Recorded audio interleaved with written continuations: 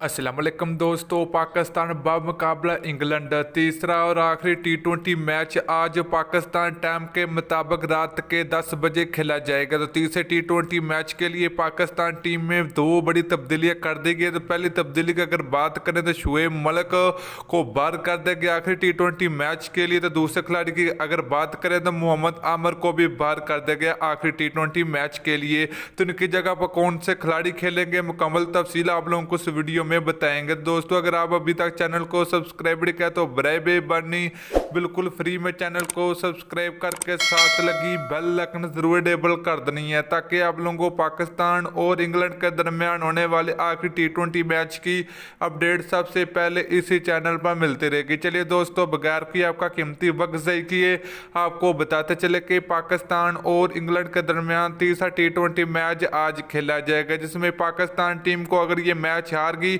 तो Pakistan team England के हाथों एक बार फिर टी20 सीरीज हार सकती है। तो दोस्तों पाकिस्तान टीम में दो बड़ी तब्दीलियां कर दी गई हैं।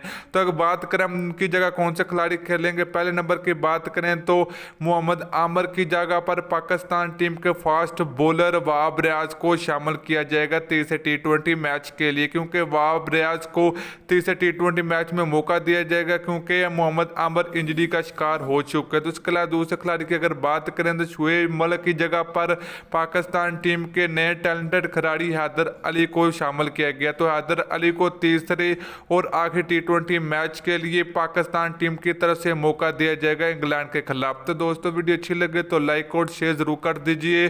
फिर मिलते हैं किसी अच्छी वीडियो में। अल्लाह हाफिज़।